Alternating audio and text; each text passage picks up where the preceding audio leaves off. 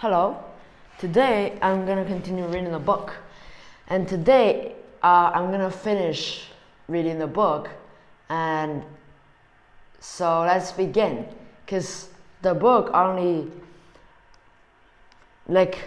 is until 211, so that I only have to read for like 6 pages. Okay, so I'm gonna read from where I left. It was like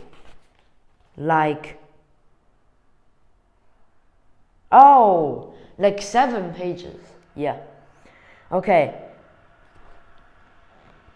No, actually 6 pages.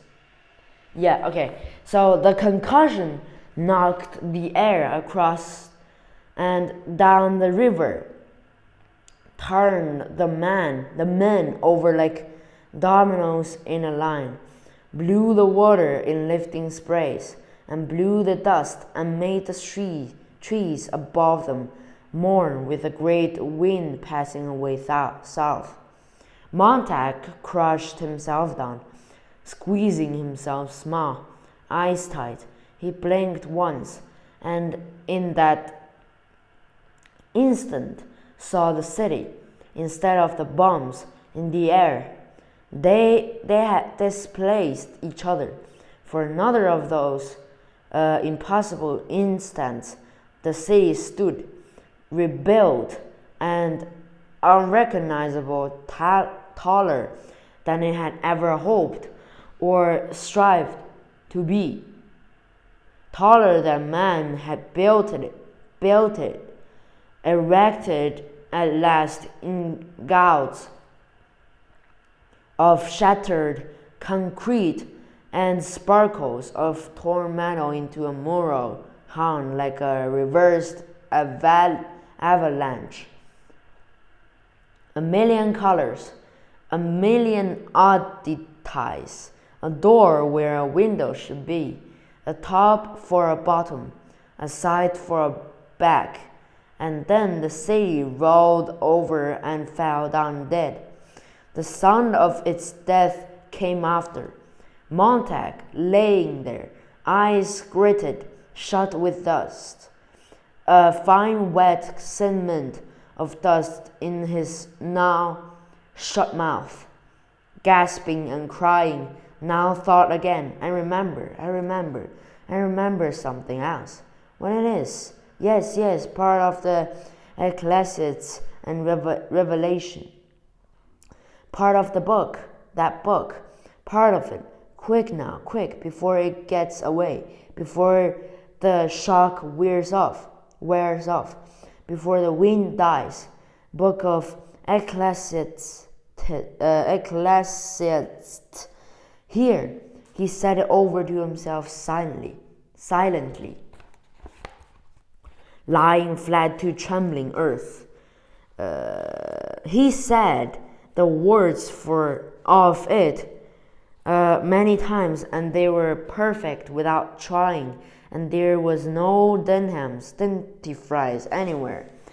It was just the preacher by himself, standing there in his mind, looking at him. There, said a voice. The men lay gasping like fish laid out on the grass. They held to the earth as children took to familiar things. No matter how cold or dead, no matter what has happened or will happen, their fingers were clawed into the dirt, and they were all shouting to keep their eardrums from bursting, to keep their sanity from bursting, mouths open, Montag shouting with them, a protest against the wind that ripped their faces and tore at their lips, making their nose bleed. Montag watched the great dust settle and the great silence move down upon their world, and laying there, it seemed that he saw every single grain of dust and every blade of grass and then he heard every cry and shout and whisper going up in the world now. Silence fell down in the sifting dust, and all the leisure they might need to look around to gather the reality of this day into their senses. Montag looked at the river.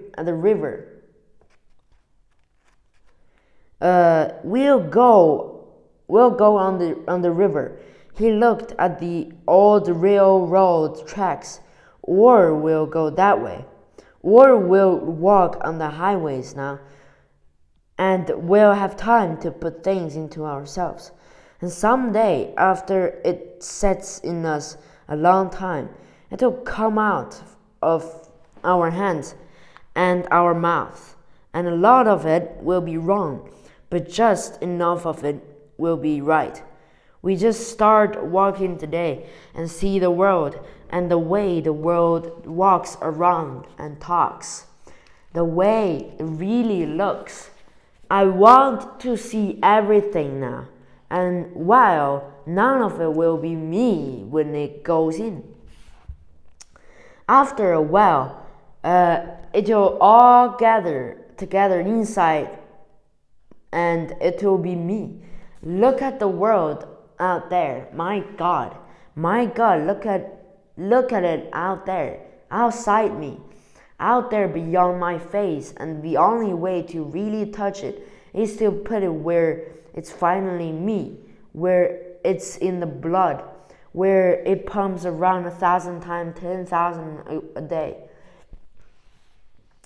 I get hold of it so it'll never run off. I'll hold on to the world tight someday. I've got one finger on it now. That's the beginning. The wind died. The other men lay a while on the down edge of sleep, not yet ready to rise up and begin the day's obligations. Its fires and food, its thousand details of putting foot after foot and hand after hand. They lay blinking their dusty eyelids. You could hear them breathing fast, then slower, then slow. Montag sat up. He did not move any further, however. The other men did likewise. The sun was touching the black horizon with a faint red tip. The air was cold and smelled of a coming rain. Silently, Granger arose, felt his arms and legs swearing incessantly under his breath, tears dripping from his face. He shuffled down to the river to look upstream. It's flat, he said, a long time later. City looks like a heap of baking powder. It's gone. Now a long time after that, I wonder how many knew it was coming. I wonder how many were surprised. And across the world, thought Montag, how many other cities dead? And there in our country, how many? 100? 1,000? Someone struck a match and touched it to a piece of dry paper taken from their pocket and shoved this under a bit of grass and leaves, and after a while added tiny twigs which were wet and sputtered but finally caught. And the fire grew larger in the early morning as the sun came up, and the men slowly turned from looking up river and were drawn to the fire, awkwardly, with nothing to say, and the sun colored the backs of their necks as they bent down. Granger unfolded an oilskin with some bacon in it. We'll have a bite, then we'll turn around and walk upstream. They'll be needing us that way. Someone produced a small frying pan, and the bacon went into it, and the frying pan was set on the fire. After a moment, the bacon began to flutter and dance in the pan, and the sputter of it filled the morning air with its aroma. The men watched this ritual silently. Granger looked into the fire. Phoenix. What? There was a damn silly bird called a phoenix back before Christ. Every few hundred years, he built a pier and burned himself up. He must have been first cousin to man, but every time he burned himself up, he sprung out of the ashes. He's got himself born all over again, and it looks like we're doing the same thing over and over. But we've got one damn thing the phoenix never had. We know the damn silly thing we just did. We know all the damn silly things we've done for 1,000 years. As long as we know that and always have it around where we can see it, someday we'll stop making the goddamn funeral pyres and jumping into the middle of them. We pick up for a few more people that remember every generation. He took the pan off the fire and let the bacon cool, and they ate it slowly, thoughtfully. Now let's get on upstream, said Granger, and hold on to one thought. You're not important. You're not anything.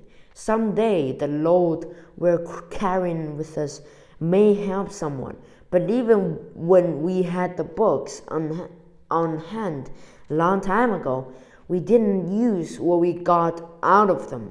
We went right on insulting the dead. We went right on spitting the graves of all the poor ones who died before us. We're going to meet a lot of lonely people died before us. We're going to meet a lot of lonely people in the next week and the next month and the next year. And when they ask us what we're doing, you can say, we're remembering. That's where we will win out in the long run. And someday we'll remember so much that we'll build the biggest goddamn steam shovel in the history and dig the biggest grave of all time and shove war in and cover it up. Come on now, we're going to build a mirror factory first and put out nothing but mirrors for the next year and take a long look in them. They finished eating and put out the fire. The day was brightening all about them, as if a pink lamp had been given more wick. In the trees, the birds that had flown away now came back and settled down. Montag began walking, and after a moment found that the others had fallen in behind him, going north. He was surprised and moved aside to let Granger pass, but Granger looked at him and nodded him on. Montag went ahead. He looked at the river and the sky and the rusting track going back down to where the farms lay, where the barns stood full of hay, where a lot of people had walked by in the night on their way from the city. Later, in a month or 6 months, certainly not more than a year, he would walk along here again alone and keep right on going until he caught up with the people. But now there was a long morning's walk until the noon.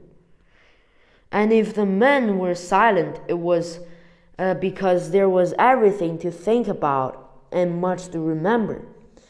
Perhaps later in the morning, when the sun was up and had warmed them, they would begin to talk, or just say the things they remembered, to be sure they were there, to be absolutely certain that things were safe in them.